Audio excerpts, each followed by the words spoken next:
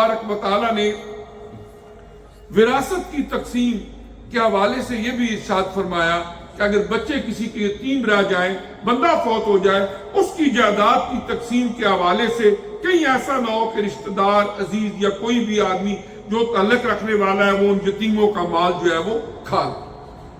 उसके बाद जो विरासत का कानून कुरान पाक ने बयान फरमाया वो ये है कि जब कोई आदमी फौत हो गया, माल उसका रह गया, उसकी 4 कैटेगरीज हैं कुरान आयात की रोशनी में, जिनका खुलासा मैं अर्ज करता हूं। बेतरतीब इस पर अमल किया जाए। एक आदमी जब फौत होता है तो सबसे पहले उसकी क्या जरूरत होती है? किसी भी मुल्क, इलाके के मारूजी हालात के मुताबिक उसकी तजीज़ो तकफीन, बैरियल। अब उसके लिए क्या है कि उसका कफन दफन का इंतजाम करना मुनासिब तरीके से, वो उसके माल में से उसके कफन दफन का एहतमाम किया जाए। और एक बात यहां पर यह है कि इस्लामी हवाले से जब कोई आदमी फौत हो जाता है तो हुजूर नबी करीम सल्लल्लाहु अलैहि वसल्लम की एक हदीस मुबारक है कि 3 दिन तक उस मैयत के घर के अंदर आग ना जले। यानी इसकी एक वजह ये कि जब आदमी फौत हो गया है तो कोई आदमी भी, हर आदमी के ऊपर ये हालात बीतते हैं। किसी की औलाद में से गया, किसी के माँ बाप गया, उस दिन जो बंदे की हालत होती है, मसलन घर की एक औरत है जिसने खाना पकाना है, अगर उसका बेटा फौत हुआ है या उसका बाप या माँ फौत हुए हैं तो क्या इस कंडीशन में है कि आने वाले मेहमानों के लिए वो किचन के अंदर मुरगन गजाएं तैयार करके उनको खिलाए? यकीनी तौर पर ऐसा नहीं होता। इस्लाम एक फितरी मजहब है। आका अलैहिस्सलाम ने मोहल्लेदारों को, रिश्तेदारों को ये तलकीन की कि वो ये कोशिश करें कि जो लोग दूर दराज से उनके मेहमान आए हैं वो लुक आफ्टर करें। लेकिन हमारे यहां अमूमन क्या होता है कि एक आदमी फौत हो गया, उसके यतीम बच्चे रह गए, बेवा रह गई, अब उसी के माल में से देगे चढ़ानी, कोई खत्म के नाम पर, कोई साले सवाब के नाम पर, इसका इस्लाम के अंदर कोई जवाज नहीं है। इस्लाम क्या कहता है? इस्लाम ये कहता है कि 3 दिन तक उनके घर में आग तक ना जले। इसाले सवाब ये नहीं है कि उनके पास पैसे नहीं है तो उनके ऊपर कर्ज चढ़ा के तुम देगे चढ़ाओ जी हमने ये करना है।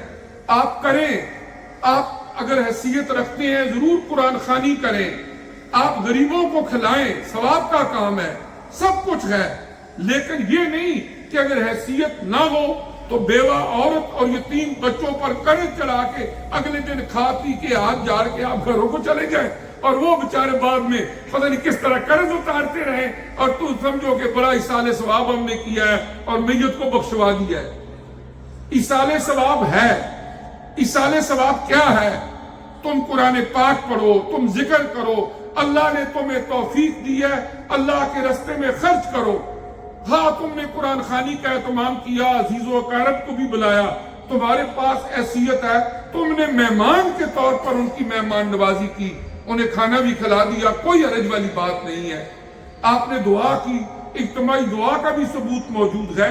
लेकिन यतीम बच्चों और बेवा औरतों पर बोझ डालना इसलिए कि ये जी हम देगे से चढ़ा के मैयत को बख्शवाएंगे, इस्लाम ऐसे जुल्म की इजाजत नहीं देता। उसके बाद आगे चलें। उसके बाद यह है कि विरासत की तकसीम के अंदर कुरान पाक ने वाज़ेह तौर पर फरमाया, जहां मर्दों का हिस्सा मुकर्रर किया वहां औरतों का हिस्सा मुकर्रर किया। अगर कोई आदमी फौत हो जाता है, जहां उसके बेटों का हिस्सा है वहां उसकी बेटियों का भी हिस्सा है। लेकिन हमारे माशरे के अंदर यह जुल्म किया जाता है कि बेटियों का हिस्सा उनको नहीं दिया जाता, जबरन उनसे माफ करवा लिया जाता है और वो माफ नहीं होता। जबरन माफ करवाने से माफ नहीं होता। अल्लाह ने वो हिस्सा मुकर्रर किया है। कभी ऐसा भी हुआ है किसी बेटे ने भी माफ कर दिया हो? जहां पर भी माफी की बात आती है फला बेटी से माफ करवा लिया गया। پھر ایک دلیل یہ دی جاتی ہے ان کو ہم نے جہیز دے دیا تھا۔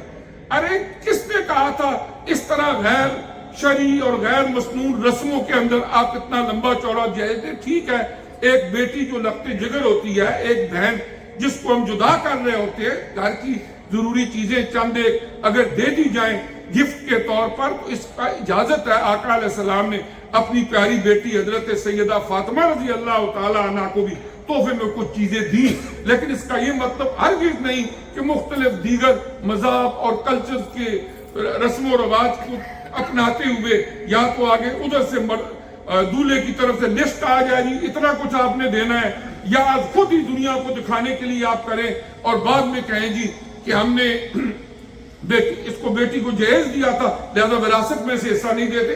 وراثت کا حصہ اس کا برقرار ہے، اللہ تعالیٰ نے جو حصہ مقرر کیا ہے وہ اس کا حق ہے اور شریعت کے لحاظ سے اس کو ملنا چاہیے۔ اگر کوئی نہیں دیتا تو وہ گناہگار ہے اور وہ بھی اسی طرح حرام کھا رہا ہے جس طرح اللہ تعالیٰ نے قرآن میں دوسروں کے بارے میں فرمایا کہ گویا پیٹ کے اندر آگ کے انگارے ڈال رہے ہیں۔